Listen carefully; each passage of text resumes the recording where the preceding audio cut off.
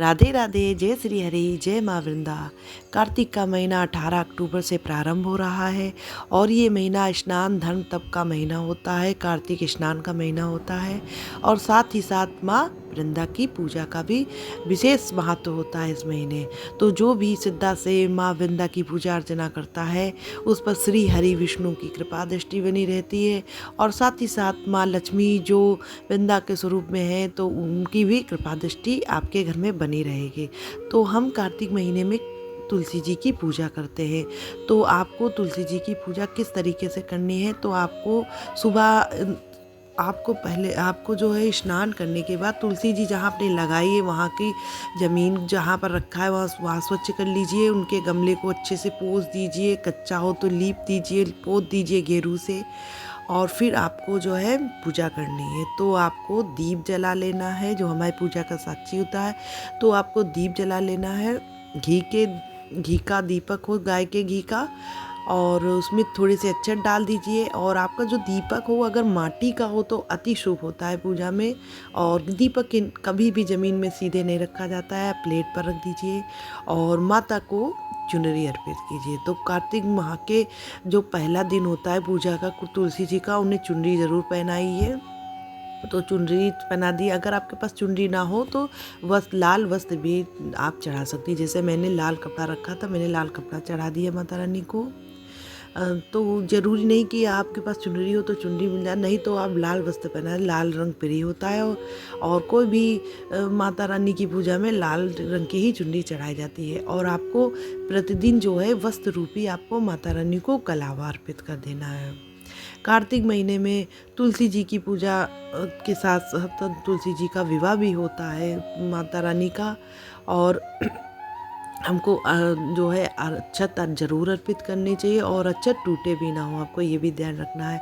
हल्दी लगाइए, सिंदूर लगाइए। कोई माता बहनें संशय में रहती कि सिंदूर ना लगाए, विवाह के दिन है, ऐसा नहीं। माता रानी विवाहित है तो इसलिए आप जो है किसी भी सुहागिन को सिंदूर लगाना ज़रूर होता है। तो आप सिंदूर लगाइए, माता रानी को हल्दी का टीका लगाइए और गमले में 5 बिंदी भी लगा दीजिए। ऐसा करना बहुत ही शुभ होता है।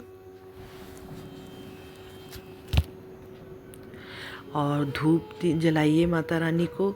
और पुष्प आप जो है कुमुद के, अगर पलाश के पुष्प मिल जाए जो माता रानी को अति प्रिय होते हैं तो आप जो है ये पुष्प भी आप चढ़ा दीजिए। तो अगर ना हो तो आपके पास जो भी आपके गार्डन में हो या गेंदे के पुष्प हो, जो भी मिल जाए आपको वो चढ़ा दीजिए।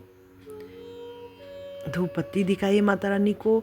और कार्तिक के महीने में जब प्रथम दिन माँ पूजा करें, वैसे तो प्रतिदिन चाहे तो प्रतिदिन फल का भोग लगा सकती हैं, अगर ना हो तो प्रथम दिन जरूर फल का भोग लगाइए।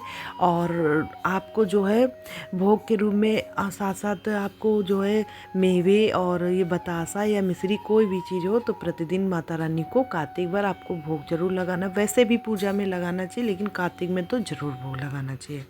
और जल अर्पित करते हुए महाप्रसाद जग जननी सर्व सौभाग्यवर्धिनी आदि व्याधि हरा नित्यम तुलसी त्वम नमोस्तुते, ये मंत्र का पाठ आपको जरूर पढ़ना है। कम से कम 5 बार, 3 बार, आपको 7 बार, 11 बार आप ये मंत्र पढ़ दीजिए। फिर तुलसी जी की आरती कर दीजिए। ये तुलसी जी की छोटी सी आरती जो मुझे बहुत ही प्रिय है। तुलसी महारानी नमो नमो, हर की पटरानी नमो नमो। तो आप ये आरती पढ़िए। तुलसी चालीसा पढ़ सकती हैं और आपको 3 बार प्रतिदिन तुलसी जी की परिक्रमा जरूर करनी है। तो इस तरीके से आप विधि विधान से तुलसी जी की पूजा करिए और बाद में आप सिंदूर से माता रानी का सुहाग ले लीजिए।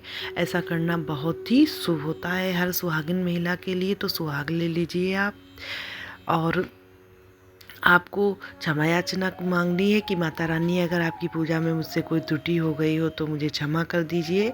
तो इस तरीके से आपको तुलसी जी की पूजा करनी है। हाँ, और आपको एक बात का विशेष ध्यान रखना है कि रविवार के दिन, मंगलवार के दिन और एकादशी के दिन माता रानी को जल अर्पित नहीं करना है। आप केवल दीपक जला सकती हैं सुबह शाम, और शाम का जो आपको दीपक जलाना है वो सूर्यास्त के पहले ही जला लेना है। ऐसा बहुत शुभ होता है। सूर्यास्त के बाद दीपक ना जलाएं, ये कोशिश कीजिए, पहले ही दीपक जला लीजिए। और आपको तुलसी कार्तिक महीने में आप वैसे तो पूजा में अगर आप तुलसी तोड़ें भी तो जैसे आपको ज़रूरत है विष्णु भगवान को चढ़ाने के, तो ओम सुभद्राय नमः बोलते हुए आप तुलसी तोड़िए, उनसे क्षमा याचना करते तब तुलसी तोड़िए। तो इस तरीके से आपको प्रतिदिन दीपदान करना है तुलसी जी का सुबह शाम, और शाम के पूजा में केवल दीप ही जलाइए। तो इस तरीके से माँ तुलसी की कार्तिक वर पूजा करिए, जिससे आपके घर में श्री हरि विष्णु माता लक्ष्मी की कृपा बनी रहे। धन्यवाद।